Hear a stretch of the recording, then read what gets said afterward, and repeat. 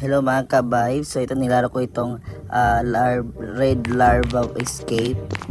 Yan guys. So yan yung mga kasama ko guys. So ngayon nakakulong ako guys. Kailangan ko lang makatakas sa kulungan guys. So yan, may nakabantay na dalawang pulis na larva guys. So kailangan makatakas tayo dyan.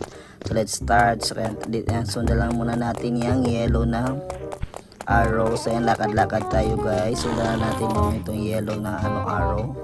So ayan, natin yan guys. Ay hindi matulak. So ulitin natin guys. Baba muna tayo. So ayan, akyat tayo ulit guys. So ayan, akyat tayo ulit.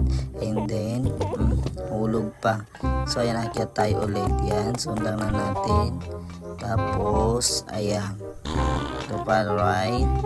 Then itulak lang natin guys. So ayan, yan, natulak. After yan, may nakasulat na keep punching. So sutukin mo natin.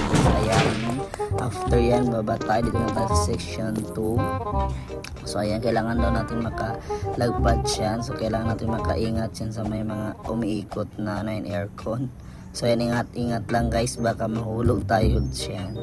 So ayan, yan, akyat, yan, then step.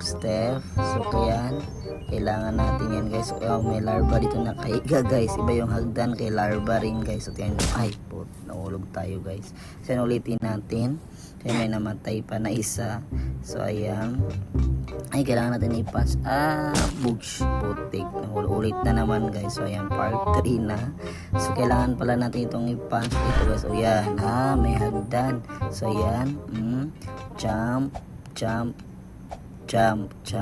Ingat lang guys, ingat tayo, baka mahulog sa jump. So ayan, may tunnel na naman ito. Kailangan natin pumasok dito.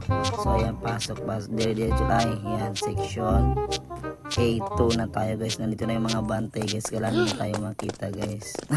Dali, takbo yan. Inaawod na tayo guys. Dali, takbo. Makulit tayo guys. Patay. Putik, wala na.